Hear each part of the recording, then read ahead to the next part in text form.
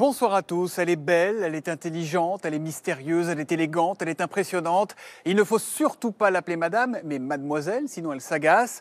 Bon, on dit aussi qu'elle a un sacré caractère. Ce soir, complément d'enquête braque ses projecteurs sur la star du cinéma français. C'est Catherine Deneuve, qui est la femme derrière le mythe de la comédienne qui a tout joué dans sa vie. Nous avons tenté d'approcher cette demoiselle insoumise qui a toujours su exactement ce qu'elle voulait. C'est un film de Vincent Nguyen pour Babel Presse.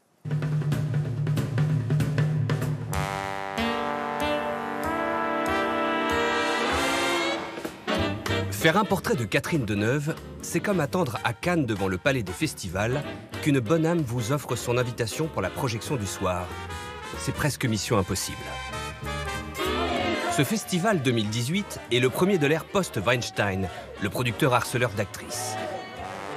Les femmes y sont à l'honneur, mais cette année, Catherine Deneuve ne monte pas les marches et ne participe pas au happening organisé par 82 femmes de cinéma. Depuis la tribune qu'elle a signée dans Le Monde, critiquant les mouvements MeToo et Balance ton porc, elle n'aurait pas que des amis chez les féministes. La rumeur dit qu'elle est là pourtant. Jacques Attali l'a invitée à un gala de charité pour lui remettre un prix et attirer les riches donateurs.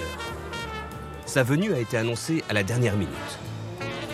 Alors laquelle vous attendez le plus ce soir-là? À Deneuve, forcément, parce que c'est une valeur sûre. La star arrive la dernière. Madame Deneuve? Pas question de l'interviewer. Seul Michel Denisot, ami des stars, a droit à 1 minute chrono. Si j'ai bien lu, vous êtes devenue blonde dans votre vie par amour. Oui. Est-ce que vous êtes devenue brune depuis la semaine dernière Par désespoir. Non, c'est pour un film, c'est tout. Pour la convaincre de participer au portrait que nous voulons réaliser, nous l'attendons des heures. Soudain, elle sort fumer une cigarette. Mais nous demande d'arrêter de filmer sur le champ et nous répète le message laissé quelques jours plus tôt sur notre boîte vocale. Oui, bonjour, c'est Catherine Deneuve au téléphone. Je vous appelle parce que je sais que vous avez cherché à contacter des gens proches de moi pour un portrait pour France 2. Je suis désolée, mais c'est un genre que j'apprécie pas du tout, moi, les portraits. Je trouve ça un peu sinistre. Mais voilà, je vous fais mes amitiés quand même. Au revoir. Un message ferme et classe à la fois qui n'autorise pas la contradiction. Catherine Deneuve fait ce qu'elle veut et dit ce qu'elle pense depuis toujours. C'est une femme libre, y compris libre de nous fermer la porte. Mais cette porte, nous allons quand même l'entrouvrir et faire la lumière sur cette icône qui cherche l'ombre. Catherine Deneuve, la seule actrice française qui, à 75 ans passés, enchaîne encore les tournages, plus de 120 films au compteur. Du film d'auteur à la comédie populaire. La comédienne fascine le public depuis plus d'un demi-siècle, mais la femme, elle, n'est pas celle qu'on imagine. Alors elle aime la bière. Elle aime manger, elle aime boire, elle est bonne vivante. Elle n'a pas, si vous voulez, le caractère de son physique. Chanel, it's one of the pleasures of being a woman. Elle aime savourer la vie. Ah, tu es déjà rentré? Qu'est-ce que c'est que ce bordel? Catherine, c'est quelqu'un qui n'a pas froid aux yeux. Je crois qu'elle a peur de rien. Elle a envie de s'amuser et que ce soit chouette. Être célèbre très jeune, ça vous apprend très vite à faire des choix. Nous sommes deux sœurs jumelles, nées sous le signe des Gémeaux, mi fa sol la. Sa forte personnalité porte la marque d'une blessure intime. La mort prématurée d'une sœur adorée. Ça a été un choc terrible pour Catherine, parce que c'était sa sœur presque jumelle. Elle adorait sa sœur. Mais sur ce drame, comme sur le reste de sa vie, Deneuve est avare de confidences. Catherine n'a pas envie de parler de sa vie privée. Je peux pas trop développer ça parce que elle va me remettre à procès aux fesses. Hein. Donc faites attention. Elle impressionne, mais quand elle le décide, est plus attentionnée et chaleureuse qu'elle en a l'air. Va-t-on arrêter un jour de dire que Catherine Deneuve est froide et distante? Moi, je l'ai toujours appelée Catherine et elle m'appelle Pascal. Ah non, pas de chichi. Elle est en amitié tellement fidèle, tellement forte, tellement réconfortante. Formidablement amicale au moment où on en a besoin. Ses amis ont du mal à lui trouver des défauts, même si elle commet des faux pas. Ah, dépensière. Elle est dépensière. C'est quelqu'un qui aime l'argent et qui dépense beaucoup d'argent. Elle n'est pas une femme prudente. La justice s'intéresse de près à Catherine Deneuve. Selon plusieurs sources, Khalifa avait l'habitude de payer en espèces la présence de ses amis stars. Mais rien ne semble l'atteindre. parce qu'elle a acquis un statut à part. Deneuve représente une forme d'idéal de la femme française. C'est pas simplement une actrice, c'est une institution. Parce que c'est quand même Marianne, hein. C'est celle devant qui on se marie dans les mairies. Libre penseuse, elle n'hésite pas à s'exprimer, quitte à choquer, comme ce fut le cas récemment, contre le mouvement Balance ton porc. On a parlé de cette tribune uniquement parce que Catherine Deneuve l'a signée. Elle serait passée sinon totalement inaperçue. Vous avez l'image de Catherine Deneuve et sa vie. Et de l'autre côté, cette tribune grotesque, ça colle pas, quoi. Elle fait toujours les choix de la liberté. Elle dit ce qu'elle pense. Et elle se fout de ce qu'on pensera d'elle. On vient pas emmerder Catherine Deneuve, voilà. Deneuve, c'est Deneuve. Pointe à la ligne. Ironique destin que celui de Catherine Deneuve, devenue un monument du cinéma français, alors qu'elle n'avait même pas l'ambition d'en faire son métier.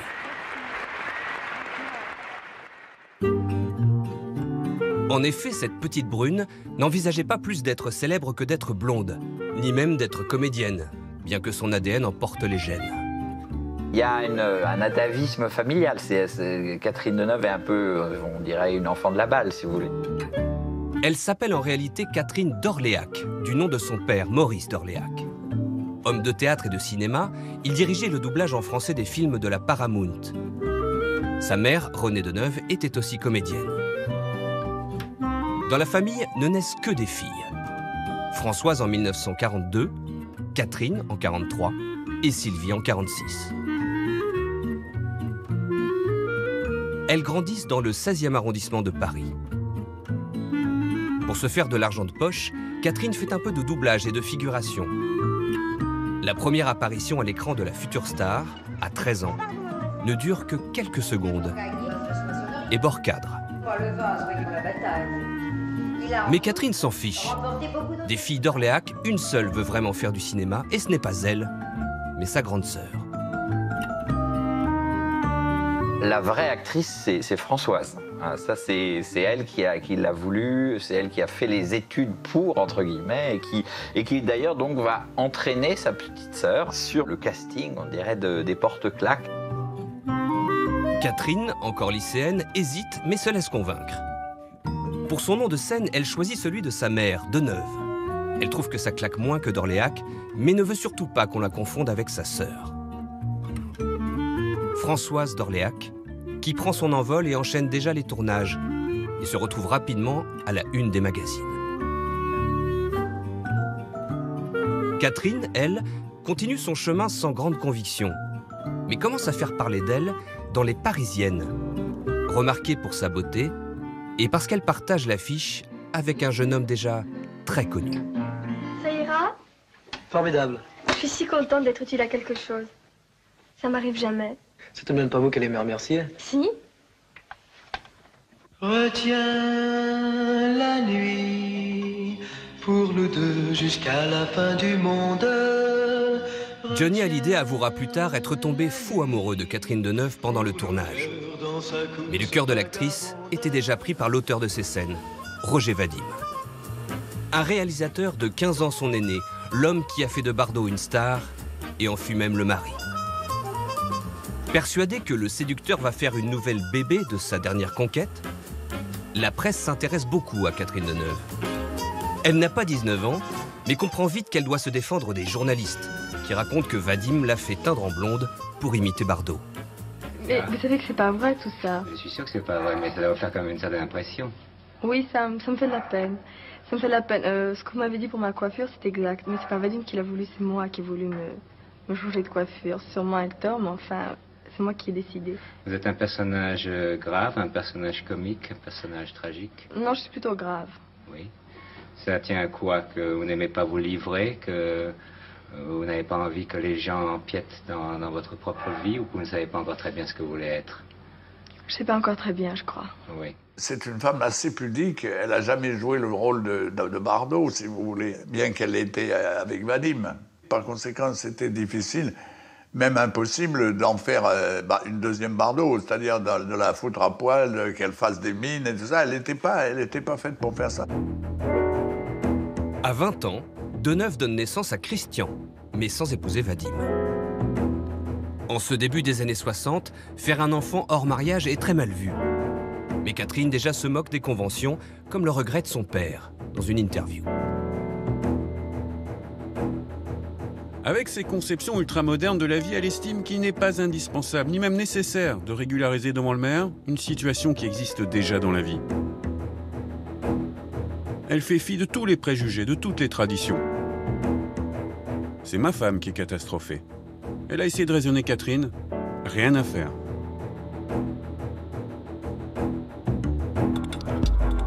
Roger Vadim ayant jeté son dévolu sur Jane Fonda, le couple se sépare, mais Deneuve fait face, élève seul son enfant et préférerait qu'on parle plus de son travail que de sa vie privée. Vœu bientôt exaucé par Jacques Demy, qui lui offre le rôle principal d'un film bientôt culte. Je trouve ces gens ridicules. Les parapluies de Cherbourg. Je déteste le carnaval. Ne sois pas amère, ma chérie. C'est un film qui est quand même très étonnant. C'est le premier film comme ça, entièrement chanté, quasiment de l'histoire du cinéma. Mon amour, je t'attendrai toute ma vie. Je ne penserai qu'à toi. Même si Deneuve est entièrement doublée par une chanteuse, elle révèle tout son talent dans un film techniquement difficile pour les comédiens.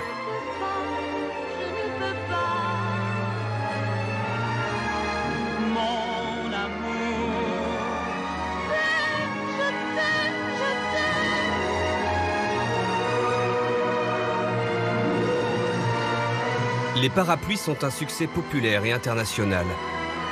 Ils remportent la Palme d'Or à Cannes en 1964, au détriment de La peau douce de François Truffaut, avec dans le rôle principal une certaine Françoise d'Orléac. Catherine est gênée vis-à-vis de sa sœur, mais elle accepte enfin l'évidence. Comme Françoise, elle est faite pour être actrice. Pour Deneuve et pour Françoise d'Orléac, ça a été quelque chose d'essentiel, hein, d'emporter à deux comme ça quelque chose du cinéma français, quoi, hein, de prendre le train, alors que Françoise d'Orléac pensait le prendre toute seule, d'une certaine manière. Il y a Catherine qui saute sur le marchepied et qui suit, qui s'embarque dans le même train, qui est, bon, voilà, quand même un train qui va vite. Hein. Vite, très vite. Catherine Deneuve tourne avec les plus grands, Truffaut, Polanski, Varda, Buñuel. Sa sœur Françoise fait la même carrière fulgurante et devient ce qu'elle a toujours voulu être, une star de cinéma. Mais une star toujours comparée à sa petite sœur. Il y a quelque chose qui est de l'ordre d'une émulation, d'une rivalité, mais en même temps, bon, il y a tellement grand amour, tellement grande complicité comme ça entre... C'est vraiment l'incarnation de ce que la relation entre sœurs peut avoir de plus beau. Hein. C'est ce que Demy mettra en scène dans Les Demoiselles de Rochefort. Les deux sœurs qui ont grandi ensemble, partagé la même chambre, se connaissent par cœur et sont heureuses d'être réunies à l'écran. 4. Moteur. Elles interprètent des jumelles, l'une prof de danse et l'autre de musique, qui cherchent le grand amour dans une petite ville de garnison. Quand l'été a disparu, l'été, quand le temps s'en est allé du côté des saisons, ma saison, on ne peut que soupirer.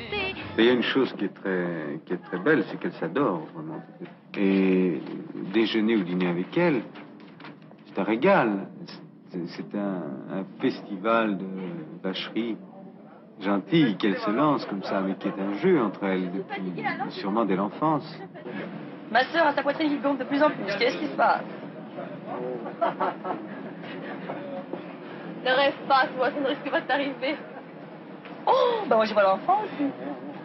Mais t'es pas prête d'en avoir non plus avec la tête qui Oh, elle est dégueulasse alors. Quelle erreur du robot. Les sœurs d'Orléac sont à la fois complices et très différentes. Françoise est spontanée, fonceuse, ambitieuse. Catherine est plus timide et réfléchie. Ça venait comme ça. Catherine a déjà un enfant, Françoise non. Catherine fume et boit, Françoise non. Est-ce que vous êtes jalouses l'une de l'autre, Françoise? Non, je pense pas. Oh non, moi absolument pas. Dis donc, c'est pas gentil ce que tu me dis. Mais on se complète. Parce que Catherine voit les choses beaucoup plus clairement que moi, mais elle est un peu pessimiste. C'est-à-dire que moi, je suis beaucoup trop optimiste et je plane perpétuellement. Mais heureusement, elle est là pour me remettre les pieds sur terre, au fond, ce qui n'est pas mal. Et moi, de temps en temps, je la décolle un peu de terre et je la fais rêver. C'est très bien. Non, vraiment, toutes les deux, ça serait formidable si on ne faisait qu'une femme, toutes les deux. Nous sommes deux sœurs jumelles, nées sous le signe des Gémeaux. Mi fa sol la mi ré mi fa sol sol sol ré do. Toutes deux demoiselles, ayant eu des amants très tôt. Nous sommes sœurs jumelles, nées sous le signe des Gémeaux. Le film est un succès.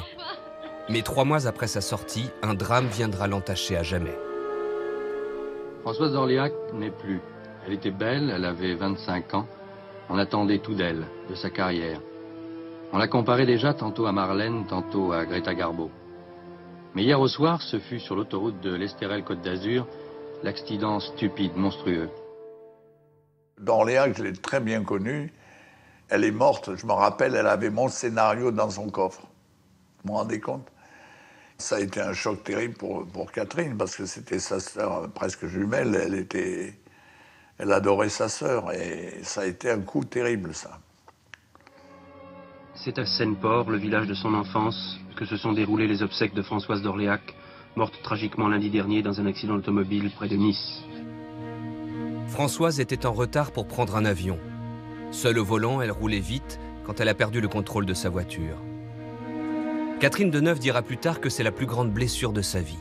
Pourtant, elle reprend très rapidement le tournage qu'elle avait interrompu avec Michel Piccoli et enchaîne les films avec Boulimie. Oui, il y a l'idée de travailler, de se plonger comme ça dans le travail, c'est un réflexe qui est assez naturel. Et puis, je pense qu'il y a quelque chose de l'ordre d'une forme de dédoublement, de l'idée de travailler pour deux, ou d'avoir la vie de deux, quoi, de deux actrices en une. Françoise sera par son absence plus présente que jamais dans le cœur et la tête de Catherine. Nadine Trintignant le constatera quelques années plus tard, quand elle décide de raconter dans un film son propre drame, la mort d'un bébé. Elle propose à Catherine Deneuve de jouer son rôle avec pour partenaire Marcello Mastroianni.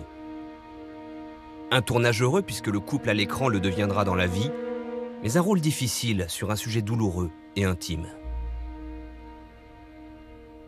Il y a une séquence, la meilleure séquence du film, qui est la pire, où je voulais pas la tourner, où c'est à l'hôpital. Et elle est prodigieuse, Catherine, à l'hôpital. En la regardant tourner, je savais que c'est Françoise qui était là. Elle était déchirante.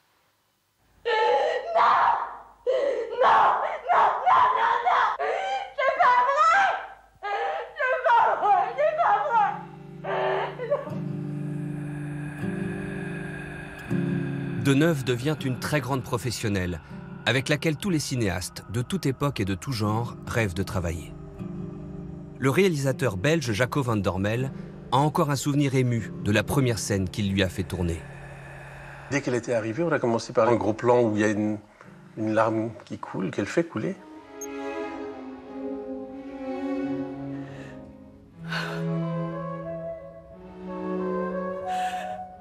Puis là, j'ai vu, d'accord, ok. C'est une Rolls-Royce, quoi. Elle avait une intelligence du personnage et une nuance où rien n'est montré, mais où tout est senti. La 5e apôtre s'appelait Martine. Mon travail de metteur en scène, c'était vraiment des tout petits réglages, mais elle connaît bien la musique, elle la connaît beaucoup mieux que moi. Ça vous dit de prendre un petit café? Il faut rarement faire plus que 2 ou 3, mais si on les fait, c'est pour le plaisir, la deuxième. C'est pas parce que la première est pas bonne. T'as de beaux cheveux, madame. Merci. Ne m'appelez pas madame. Quand on me l'a présentée, on me dit « Ah, elle est capricieuse, elle va se maquiller pendant 4 heures, tu vas prendre du retard, etc. » Bon, on m'a dit qu'elle était toujours en retard. C'est pas vrai. Elle n'est pas arrivée une fois en retard sur mon film. Je me suis dit, elle va nous emmerder. Or, pas du tout. Elle se faisait maquiller très rapidement, elle était sur le plateau très vite, et surtout, elle était dynamique, donc elle était tout à fait d'accord pour tourner très vite. Si une scène n'était pas terminée, elle était capable de rester 2 heures de plus le soir pour finir.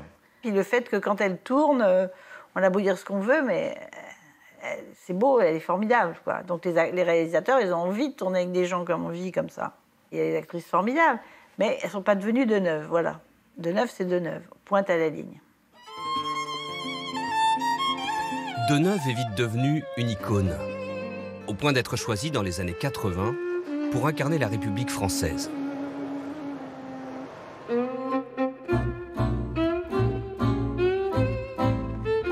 C'est le journaliste Pierre Bonte qui en a eu l'idée en 1985, quand il travaillait à Europe 1.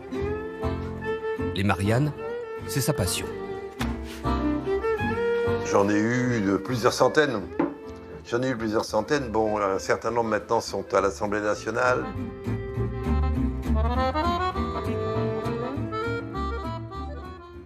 Avec Europe 1, j'ai lancé une opération qui était d'abord sondage BVA. Quel est le visage que les Français souhaitent donner à la République? Et le résultat, il doit être quelque part par là. Catherine Deneuve a eu 36% des voix, devant Isabelle Adjani, 14%. Troisième position, Sylvie Vartan. Caroline de Monaco, 7%. Simone Veil, 6%. Édith Cresson, 3%. Voilà. C'était pas très surprenant, d'une part, parce que 85, Catherine Deneuve était au sommet de sa gloire. Elle avait une certaine maturité, une certaine dignité qui, à mon avis, convenait très bien à ce buste. Restait à convaincre l'actrice, ce qui n'a pas été de soi. J'ai pas senti chez elle un grand enthousiasme. Elle n'a pas sauté de joie, quoi. Elle considérait cette histoire de Marianne un petit peu comme une histoire un peu archaïque, désuète, franchouillarde en quelque sorte, qui ne correspondait pas au statut de star énorme qu'elle était à ce moment-là. Un concours a été lancé auprès de sculpteurs et c'est l'œuvre de Marielle Polska qui a été choisie et présentée à la star devant les caméras.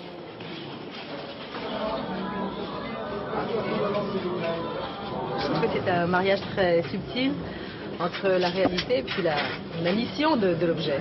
Je crois qu'elle n'a pas beaucoup aimé son buste. Oui, c'est vrai que là, elle n'a pas l'air non plus folle de joie. Elle n'est pas folle de joie.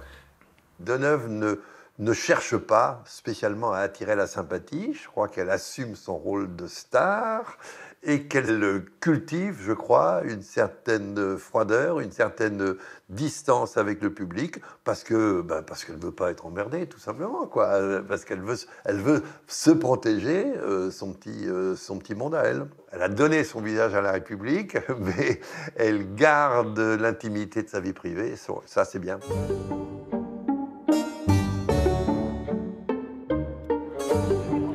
Dans son quartier, le très agréable et chic 6e arrondissement de Paris, où elle loue le même appartement depuis plus de 30 ans, il n'est pas rare de croiser Catherine Deneuve. Mais personne n'ose l'importuner. Parce qu'ici, les gens sont bien élevés, et puis que la star a trouvé le juste équilibre entre froideur intimidante et chaleureuse discrétion. Merci bien. Elle arrive au kiosque, des fois il y a des clients et ils s'en aperçoivent seulement après. Elle ne cherche pas à se faire voir, pas du tout. Elle se confond dans la foule, elle tend à se faire discrète, à s'effacer.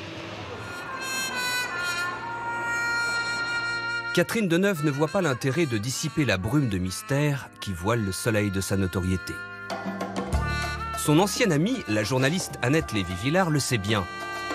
Elle devait l'aider à écrire son autobiographie, mais le projet a vite tourné court. Catherine n'a pas envie de parler de sa vie privée. Elle voulait bien parler de cinéma, tant qu'on voulait, mais pas de sa vie privée. Et quand j'ai compris qu'elle n'avait pas envie de faire ça, j'ai compris qu'il n'y aurait pas de livre non plus. Et donc j'ai tout à fait convaincu les éditeurs et agents qu'il ne fallait pas signer. Et qu'est-ce qui se passe si on s'approche d'un peu trop près de la vie privée de Catherine Deneuve? Oh ben, ça dépend. Si vous publiez des choses sur elle qui sont de l'ordre privé, elle porte plainte. Systématiquement? Ah oui, elle se protège vraiment sa vie privée. Donc faites attention. Je vais essayer, ouais. La star aurait déjà gagné plus de 60 procès pour atteinte à la vie privée. Par exemple, on peut dire que Johnny était amoureux d'elle parce qu'il l'a écrit lui-même. Mais gare à ceux qui oseraient suggérer qu'ils ont partagé plus que de l'amitié. De même, il est possible de dire que François Truffaut était fou d'elle, mais pas d'évoquer la moindre idylle. Antoine Debec, auteur avec Serge Toubiana d'une biographie de Truffaut, l'a appris à ses dépens. Il était complètement amoureux d'elle, ça c'est sûr. On ne peut pas filmer une actrice comme il le fait si on n'est pas amoureux d'elle. Donc ça, c'est vrai. Mais bon, je ne peux pas trop développer ça parce qu'elle va me remettre un procès aux fesses. Hein. Elle a fait un procès au livre, alors que nous, avec Serge, on s'était appuyé sur tous les échos publics de la presse de l'époque, hein, qui rendaient... C'est une histoire publique, hein.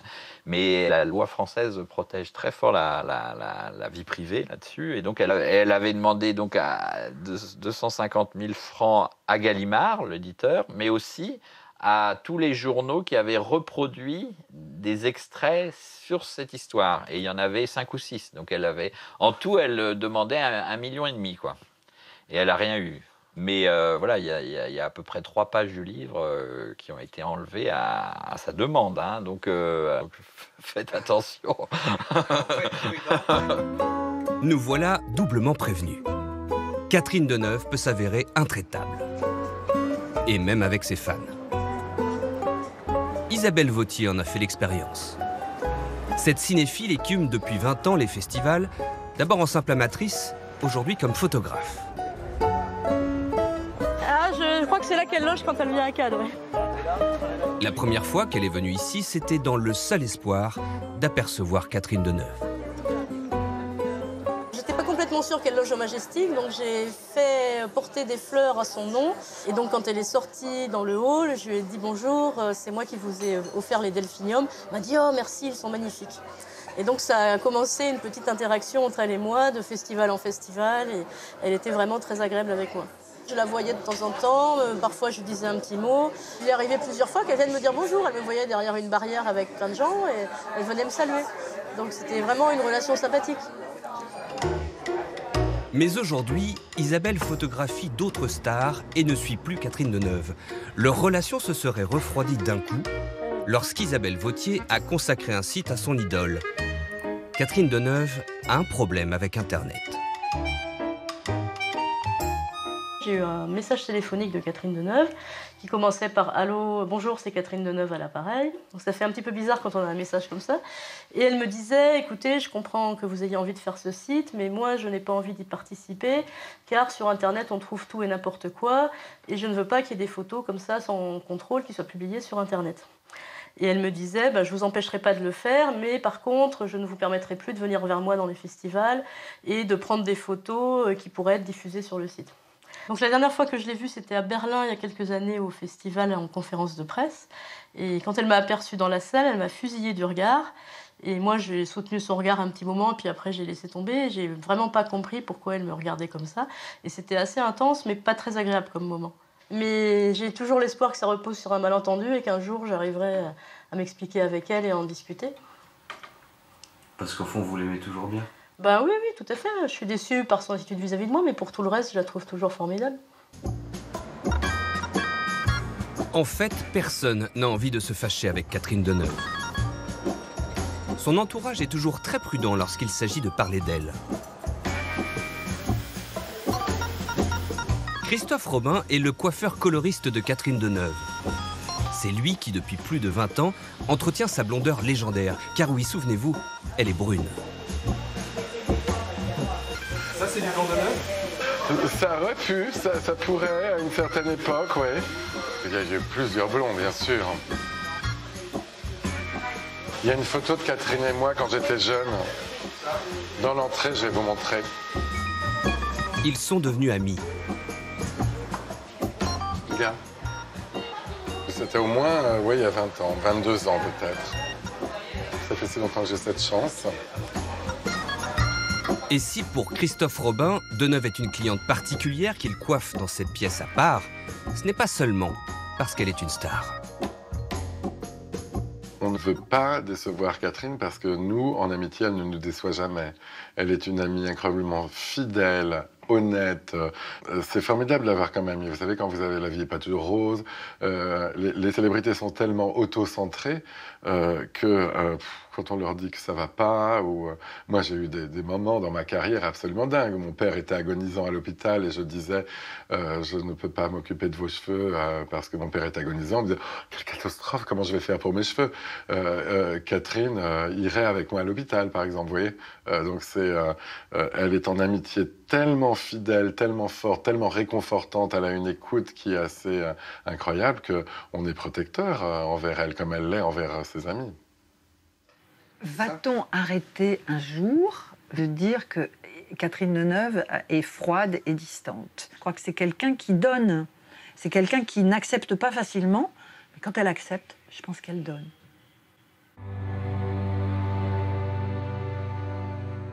Elle est formidablement amicale au moment où on en a besoin. Nadine Trintignant se souvient encore du soutien de Catherine Deneuve en 2003, lorsque sa fille Marie, battue par son compagnon, était en train de succomber à ses blessures, à Vilnius, en Lituanie. Par exemple, à Vilnius, elle m'a appelée au moment où ça allait pas, où je vivais à l'hôpital dans une salle de réanimation. Et elle m'a dit j'ai pris mon billet, j'arrive demain.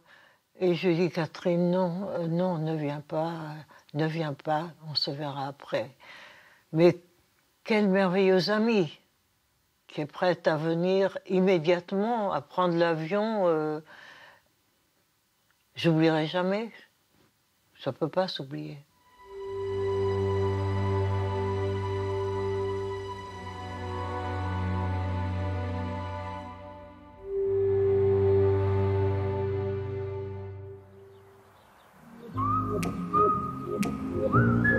Quand elle est en confiance, Catherine Deneuve est plus simple et accessible qu'on le pense. C'est le cas dans ce petit village de Normandie, non loin duquel elle possède ce château du XVIIIe siècle. 1000 mètres carrés, 8 chambres, un parc de 17 hectares, bien caché dans la campagne.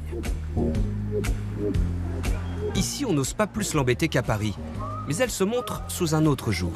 Une tranche de jambon, s'il vous plaît, vous pouvez mettre.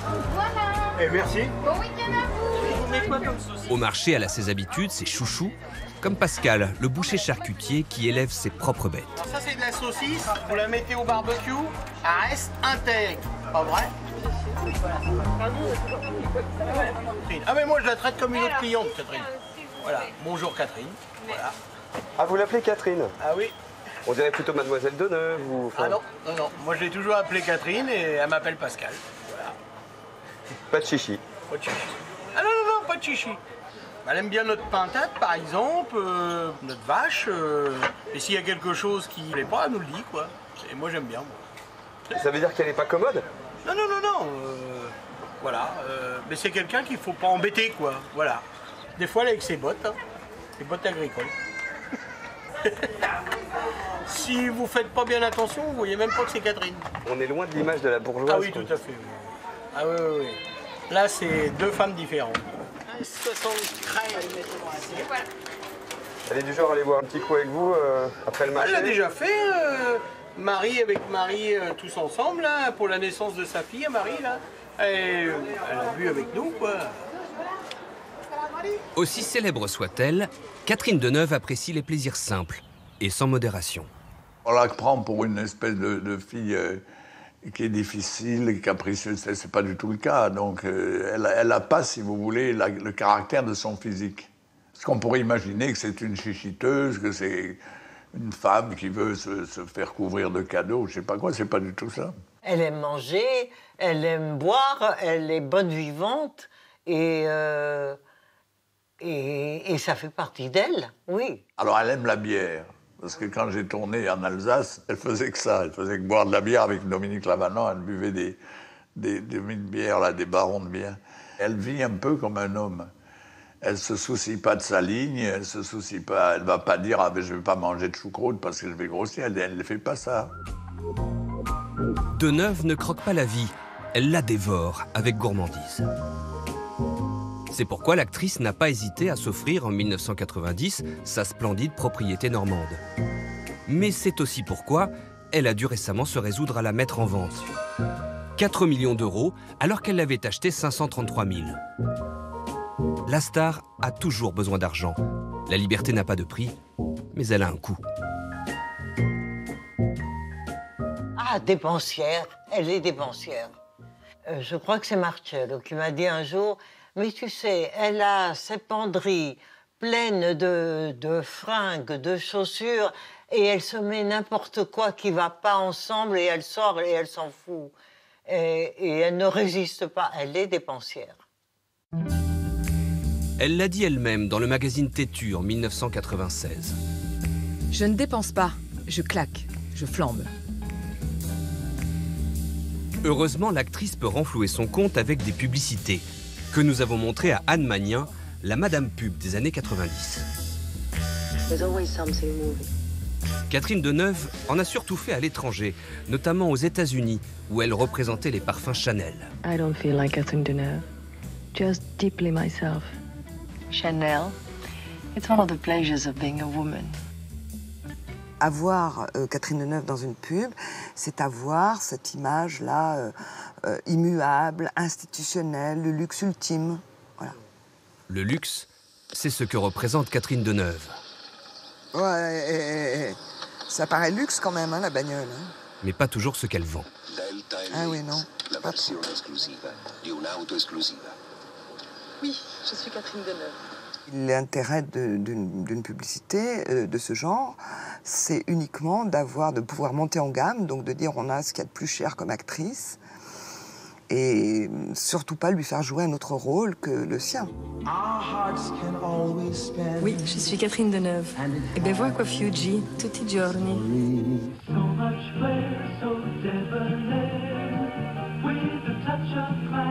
Sometimes I think driving a Mercury Monarch is like wearing beautiful clothes.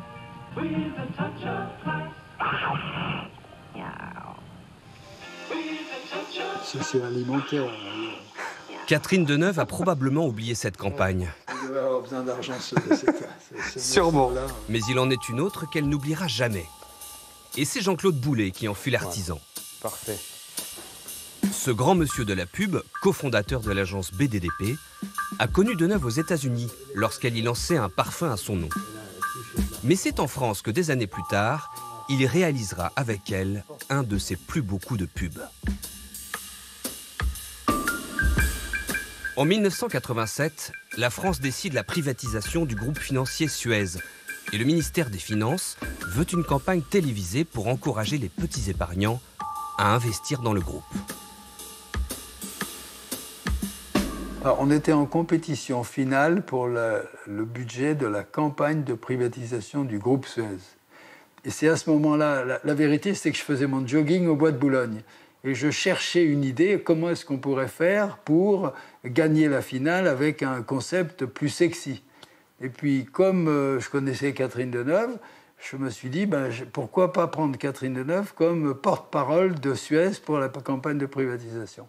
Et là, c'était clair, quand on a regardé les yeux des membres du comité de direction, c'était clair qu'on avait gagné. Il n'y avait même pas... parce qu'ils étaient absolument ébahis que Catherine Deneuve accepte d'être le porte-parole de leur campagne de privatisation. Catherine Deneuve a cédé aux sirènes de la publicité. La participation de Catherine Deneuve à la campagne Suez est un événement autant commenté que la privatisation elle-même. L'explication suffira qui n'est pas mal, elle non plus. Être célèbre très jeune, ça vous apprend très vite à faire des choix. Des choix de films, de réalisateurs. Sinon, on ne tient pas sa vie et on s'aperçoit qu'on ne sait pas où on va. Pour l'argent, c'est pareil. Moi, j'aime bien le dépenser, mais je sais aussi qu'il faut le garder, donc le placer. Et je pense que les gens de Suez, c'est le bon choix. Ils savent où ils vont, depuis longtemps, et pour longtemps encore. Ce sont les stratèges de l'argent. Réfléchissez. Alors, cette pub-là, c'est vraiment un super coup. Donc, ils arrivent dans le secteur de la pub bancaire avec des codes de parfum. Et là, le coup, c'était d'avoir été trouvé Catherine Deneuve. Parce que c'est quand même Marianne, hein. C'est celle devant qui on se marie dans les mairies. Et puis, c'est comme si elle se livrait. Elle dit, j'étais célèbre très jeune, oui. J'aime bien dépenser l'argent. Ah, elle le dit. On lui avait fait un texte dans lequel on devait dire... à la fin, si vous investissez dans Suez, c'est une bonne idée, etc. Et elle m'a dit, mais c'est hors de question que je dise un truc comme ça, je ne suis pas leur VRP.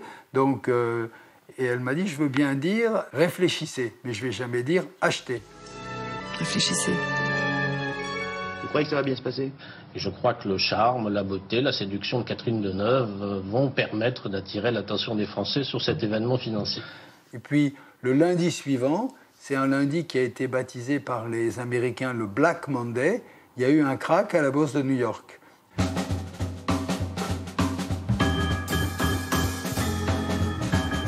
Alors l'information, la voici. Baisse générale des bourses du monde entier.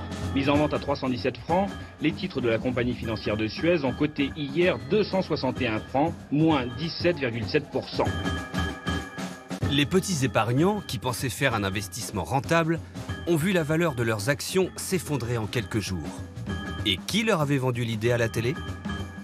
Catherine Deneuve. Il y a eu un grand nombre de caricatures qui se sont moquées de Catherine Deneuve. Il y avait un dessin où on voyait Catherine Deneuve avec des tomates sur la figure, ou qui disait « mais j'ai pas dit acheter, j'ai dit réfléchissez ». Il y avait d'autres critiques qui disaient Catherine Deneuve aurait mieux fait de réfléchir. Et Deneuve, elle n'avait absolument rien à se reprocher. Et donc, elle a été meurtrie par l'attitude des médias. Mais elle n'a jamais dit j'aurais pas dû faire ça. Elle assume. Elle a pris une décision. Elle a touché de l'argent. Elle ne revient pas en arrière. Cette campagne a rapporté à Catherine Deneuve environ 400 000 €, un record absolu à l'époque, ce qui constitue une assez bonne raison de ne pas regretter. Et puis les regrets, ce n'est pas son genre. Quoique, elle se serait bien passée de sa mésaventure algérienne avec l'énigmatique Rafik Khalifa. Dans les années 90, ce jeune homme d'affaires a bâti un empire en Algérie et en France. Une banque, une compagnie aérienne et une chaîne de télévision. Bienvenue sur Khalifa TV. L'origine de sa fortune et sa réussite fulgurante intriguent la justice des deux pays, qui vont le poursuivre après la faillite du groupe Khalifa en 2003. En Algérie, il sera condamné pour détournement de fonds et usage de faux. Il est toujours en prison. Maître Coutempère était l'avocate d'un des collaborateurs de Rafik Khalifa. Il s'avère qu'à l'occasion de perquisitions, on trouve le nom d'un certain nombre de personnes qui ont, on va dire, émargé à l'occasion d'opérations mondaines pour lancer ce groupe, dont Madame Catherine Deneuve. Alors, c'est pas la seule, mais elle, évidemment, quand ça se sait qu'elle est entendue par la police, aussitôt, il y a un buzz, on va dire. La justice s'intéresse de près à Catherine Deneuve et à Gérard Depardieu. L'actrice a été entendue hier dans le cadre de la déconfiture financière de Khalifa TV. Selon plusieurs sources, Khalifa avait l'habitude de payer en espèces la présence de ses amis stars, Catherine Deneuve, Gérard Depardieu, mais aussi Sting ou encore Naomi Campbell. À la brigade financière, l'actrice doit révéler la totalité de ses revenus déclarés en 2002, 2 670 000 €. Durant cette audition, elle avoue avoir perçu 45 000 € en liquide pour sa participation à 2 événements. Un match de foot à Alger organisé en février 2002 par la compagnie Khalifa Airways et la soirée de lancement de Khalifa TV quelques mois plus tard dans la luxueuse villa cannoise du jeune milliardaire. Une soirée très showbiz à laquelle Jack Lang était aussi invité, mais gratuitement. La plupart de ceux qui ont participé à cet événement avaient le sentiment d'être partie prenante d'une aventure nouvelle et heureuse. Alors, dans le cas de Khalifa, on a découvert, non pas le jour même, mais plusieurs mois plus tard, que le personnage était... Peut-être qu'on peut, après coup, nous reprocher d'avoir été insuffisamment prudent. À la lecture de l'audition de Catherine Deneuve, c'est le moins qu'on puisse dire. Les conditions de perception de ces fonds en espèces, et notamment la seconde enveloppe remise dans les toilettes du Majestic, ne pouvaient-elles au moins vous faire supposer l'origine frauduleuse de ces fonds? Je n'ai pas vu de problème concernant l'origine de ces fonds, du fait qu'ils me soient remis en espèces et rapidement. Nous avons retrouvé l'intermédiaire qui lui a remis les enveloppes de liquide. Il ne voit pas le problème non plus. Disons que c'est une pratique normale, commerciale. Ce n'étaient pas des sommes faramineuses, c'était des pourboires, c'était des remerciements pour un dérangement, pour des déplacements et une prestation. Voilà. L'actrice n'a été entendue que comme témoin, mais priée de déclarer ses gros pourboires au fisc. Il est exact que je n'ai pas déclaré dans mes revenus ces montants remis en espèces. Si elle ne s'est jamais inquiétée de l'origine douteuse de l'argent, la star était plus soucieuse de l'exploitation politique de sa présence en Algérie lors du match de gala. Elle arrive au Sheraton, à Alger, et elle ne veut plus sortir de sa chambre. Zut, quand même, il y a un contrat oral, il y a une rémunération, enfin les parties sont d'accord, tout est au point, mais non, elle ne veut plus sortir de sa chambre. Elle a appris qu'il y aura des responsables politiques algériens, donc le président Bouteflika, et elle dit non, je ne veux absolument pas de politisation, c'est hors de question, etc. C'était les motifs du refus. C'est Gérard Depardieu qui a dû monter au créneau, rentrer dans la suite pour la convaincre. Je ne peux pas dire ce qui s'est passé dans la suite. Toujours est-il qu'elle finit par accepter d'aller assister au match dans la tribune officielle. Et les témoins, assez nombreux en l'occurrence, ont tous dit qu'elle n'a pas desserré les dents. Bon, en fait, elle faisait ce qu'on appelle la gueule. Alors qu'on voit du beau monde dans le public, Gérard Depardieu qui est venu ainsi que Catherine Deneuve sous les yeux du président Bouteflika. Ils se sont fait avoir, Catherine et Depardieu, une fois. Oui, oui, je sais. Pourquoi l'ont-ils fait Oui, oui, pour l'argent, bien sûr. Mais si c'est pour le donner après et pour le dépenser.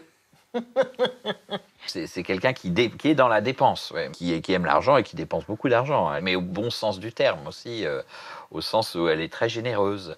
Elle est prête à prendre des risques et à faire des films avec des jeunes cinéastes sans être très très bien payée. Quand elle a décidé de faire un film, ce film se fera et elle le fera et elle le portera, quoi. Et ça, c'est une volonté qui anime toute sa vie, toute sa carrière d'actrice. Par exemple, pour Je veux voir, un film modeste où elle interprète son propre rôle, elle est allée tourner au Liban gratuitement en 2006.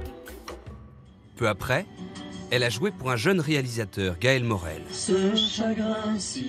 qui a demandé à Étienne Dao d'écrire cette chanson pour son film.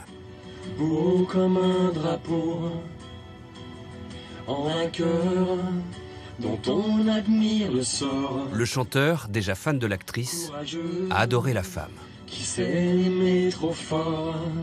Ouais, c'est un beau moment. Comme les dieux qu'on adore adorer. Elle a l'intuition des autres, elle ressent les autres.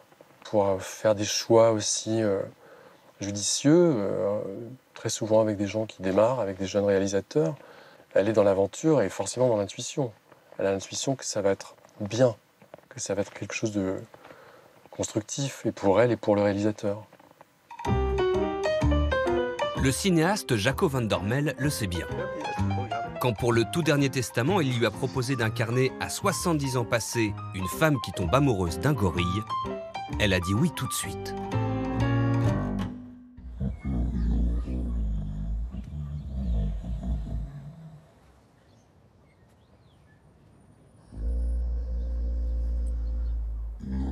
J'ai remis le scénario à son agent, il l'a lu, il a dit oui, et il est venu.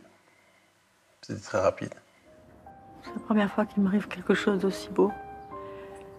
Une aussi belle preuve d'amour, je suis heureuse. Évidemment, les situations étaient en elles-mêmes drôles. Se retrouver au lit avec un gorille, c'était super drôle aussi. Ah, tu es déjà rentré? Qu'est-ce que c'est que ce bordel? À l'intérieur de la coque du gorille, il y avait un gymnaste espagnol qui, lui, ne voit rien. Donc, quand il met sa main, il ne sait pas où il tombe, vraiment. Tu vois. Donc, elle doit un peu l'aider tout le temps. Et c'est la seule à parler espagnol avec lui, parce que moi, je ne comprends pas l'espagnol. Donc, c'est Catherine qui traduisait entre le gorille et moi. Bon. Ah oui? Pour diriger le gorille, oui. Oh, tu as été merveilleux. Catherine, c'est quelqu'un qui n'a pas froid aux yeux. Je crois qu'elle a peur de rien. Et pas de son image. Elle n'est pas consensuelle. Elle a envie de s'amuser et que ce soit chouette. Et d'être avec des gens sympas et de faire des belles choses. Voilà, c'est tout simple. Et elle le fait bien. Catherine Deneuve est audacieuse dans la vie aussi. Et ça ne date pas d'hier. Pour preuve, son mariage sur un coup de tête avec un photographe anglais en 1965, alors qu'elle avait refusé quelques mois plus tôt d'épouser Roger Vadim, pourtant le père de son enfant. David Bailey était très en vogue dans le Londres des 60s. Mode, pub, portrait, dans son domaine, c'est encore une star. Il vit toujours à 2 pas d'où il a épousé Catherine Deneuve. À 80 ans passés, il est toujours aussi rock'n'roll.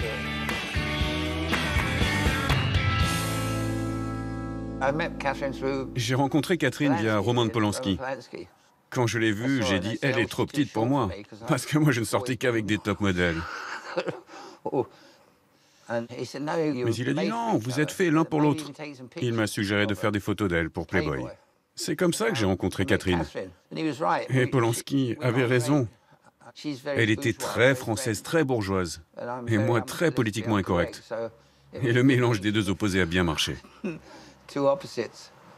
A été célébré ce matin le mariage de Catherine Deneuve et de David Bailey, jeune photographe de mode britannique. Je me souviens pas très bien, c'était il y a au moins 50 ans. Je suis étonné qu'on soit encore vivants tous les deux. Mon témoin de mariage était Mick Jagger. Et pour elle, c'était sa sœur. Mais elle est arrivée en retard. J'étais en pull et Catherine portait une robe noire. Elle ne voulait pas de robe de mariée? Et aller à l'église? Vous êtes cinglé. Non, bien sûr. Je ne crois pas aux trucs religieux. Et je ne pense pas que ça soit sa tasse de thé non plus. Elle fumait tout le temps. Et l'officier d'état civil a dû lui demander d'écraser sa cigarette. Mais je ne suis même pas sûr qu'elle l'ait compris. Elle ne parlait pas très bien anglais. Et mon français est nul. Elle avait un bon sens de l'humour. Elle aimait les blagues salaces. Elle était marrante. On s'entendait bien quand on était ensemble. Mais on ne l'était pas souvent, c'est pour ça que ça n'a pas marché. On était toujours à différents coins de la planète. Vous savez que vous êtes le seul homme qu'elle a épousé? Oui, et je crois que ça lui a servi de leçon. Elle a eu des enfants avec des hommes avec lesquels elle n'était pas mariée. Elle a épousé d'autres avec qui elle n'a pas eu d'enfants. Elle a eu les histoires d'amour qu'elle voulait avoir. Elle a eu la vie qu'elle voulait avoir. C'est une femme libre. Ce qui me séduit beaucoup chez elle, c'est qu'elle fait toujours les choix de la liberté. Et ça m'épate toujours. Elle dit ce qu'elle pense. Et elle se fout de ce qu'on pensera d'elle, j'ai l'impression. C'est ainsi qu'elle a signé en 1971 le célèbre manifeste écrit par Simone de Beauvoir pour le droit à l'avortement. Dans le Nouvel Observateur, 343 femmes déclarent avoir avorté à une époque où c'est illégal. C'est son amie Nadine Trintignant, alors très engagée dans ce combat, qui le lui a proposé. Les gens que je pouvais toucher, je leur demandais, les gens connus, Catherine, c'était de l'or. Mais c'était bien qu'elle signe. Grâce à ce manifeste, le combat pour l'avortement s'est développé. On est en 71 et finalement en 75, il y a eu la loi Veil et l'avortement est devenu légal en France. Donc, quand il s'agit de prendre des positions courageuses pour les femmes, elle l'a fait. Bien plus tard, en 2007, lorsqu'une femme brigue la présidence de la République française, Deneuve affiche son soutien. Elle avait signé une pétition de 8000 personnes qui protestaient contre les injures sexistes dont j'étais la cible. Et je lui en suis très, très reconnaissante. Parce que derrière cette pétition, quand le nom de Catherine Deneuve est sur une pétition, ça crée un très fort effet d'entraînement. Donc ça faisait du bien pendant la campagne. Cette signature est gracile, mais pèse lourd. Et parfois trop. C'est ce qu'a appris Catherine Deneuve en janvier 2018 avec la Tribune du Monde qu'elle a signée et incarnée alors qu'elle n'en avait pas écrit une ligne. Souvenez-vous, après l'arrestation du producteur américain Harvey Weinstein pour harcèlement sexuel, des milliers de femmes disent sur les réseaux sociaux avoir été victimes de harceleurs. 5 intellectuels, dont Peggy Sastre, écrivent alors un texte critique contre les mouvements MeToo et Balance ton porc. Elles refusent d'être victimisées, défendent la liberté des hommes d'importuner les femmes et craignent pour la liberté sexuelle. Avant de l'envoyer au journal Le Monde, elles recueillent les signatures d'une centaine de femmes, dont Catherine Deneuve, au dernier moment. En fait, au début, ça a été un peu une blague. C'était on va demander à Catherine Deneuve, je sais pas, c'est comme on aurait pu demander à Michael Jackson s'il était encore vivant. Mais en fait, le soir même à 18h, Catherine Deneuve a appelé en disant oui, je suis d'accord, je signe. J'avais déjà une admiration pour elle sur plein d'autres sujets, mais là, le fait qu'elle prenne le risque de donner son nom à ce projet-là, qu'elle accepte comme ça de donner sa stature, sa réputation, sa carrière, etc. Et enfin, Catherine Deneuve, quoi, c'est une marque et c'est formidable. Catherine Deneuve est tellement connue que c'est devenu la Tribune Deneuve. Et donc la pauvre Catherine a pris sur ses épaules tout le débat autour de cette tribune qui a fait énormément de bruit. Aux États-Unis, on a parlé dans la presse américaine et sur les télévisions américaines, on a parlé de cette tribune uniquement parce que Catherine Deneuve l'a signée. Elle serait passée sinon totalement inaperçue. Même le célèbre Saturday Night Live de NBC se moque de Deneuve en la caricaturant aux côtés de Brigitte Bardot en vieille star has-been et délurée. Thank you, Colin. Don't be nervous being around two beautiful women. You know, we can still have some fun. We will not discourage you from being a man. Dans le monde entier, inconnus et personnalités reprochent à Catherine Deneuve de jouer contre son camp, celui des femmes. On s'attendait à la fois pas à l'ampleur des réactions et à la violence des réactions. Y compris Ségolène Royal.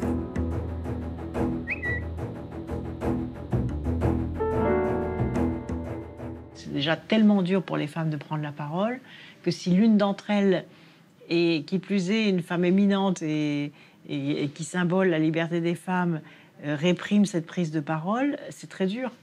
Et je pense que ça, elle ne l'avait pas mesuré.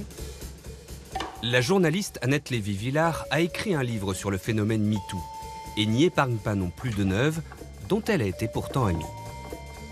Alors, elle dit des choses absolument invraisemblables. Nous pensons que la liberté de dire non à une proposition sexuelle ne va pas sans la liberté d'importuner. Pour moi, cette prise de position ne lui ressemblait pas. Elle n'est pas du genre à se laisser importuner, comme dit cette tribune. Donc moi, j'étais désolée, complètement désolée qu'elle se retrouve dans cette galère. Aujourd'hui, on est dans un monde extrêmement pudibond et qu'à partir du moment où on prend position, on a la moitié du monde contre soi. Et ça lui fait pas peur, elle? Apparemment pas. Elle a bien raison. Quelques jours plus tard, dans Libération, Catherine Deneuve reproche à d'autres pétitionnaires d'avoir dénaturé l'esprit du texte en s'exprimant dans les médias, mais elle assume d'avoir signé la tribune. Avant de conclure... Je suis une femme libre et je le demeurerai. Je salue fraternellement toutes les victimes d'actes odieux qui ont pu se sentir agressées par cette tribune. C'est à elles, et à elles seules, que je présente mes excuses. Après cet épisode, ses détracteurs ont décrit Catherine Deneuve comme une grande bourgeoise déconnectée de son temps. Ceux qui la connaissent estiment au contraire qu'elle a su rester dans le coup, dans la vie comme à l'écran. Elle est plus que moderne, elle est intemporelle.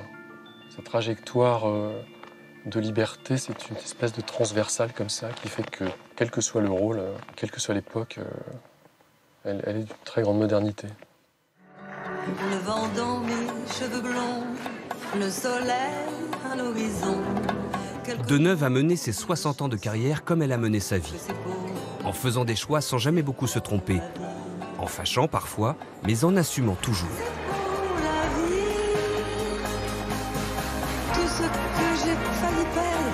Cette grande dame qui se fait appeler Mademoiselle fait partie du patrimoine français. Elle est un monument, mais un monument vivant, très vivant.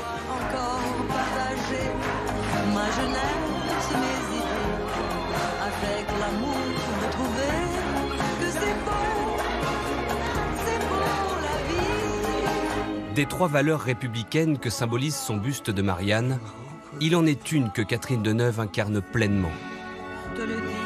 La liberté. Oui, c'est beau, la vie.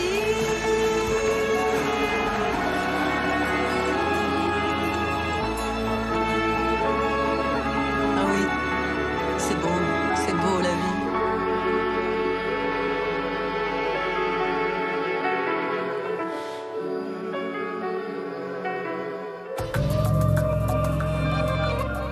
Catherine, c'est l'homme que j'aurais voulu être, a dit un jour un autre géant, Gérard Depardieu. Catherine Deneuve, la demoiselle insoumise, c'est un film signé Vincent Nguyen pour Babel Presse. Alors évidemment, derrière Catherine Deneuve, on ne peut que baisser le rideau. C'est donc ainsi que s'achève le dernier numéro des hors-séries de l'été.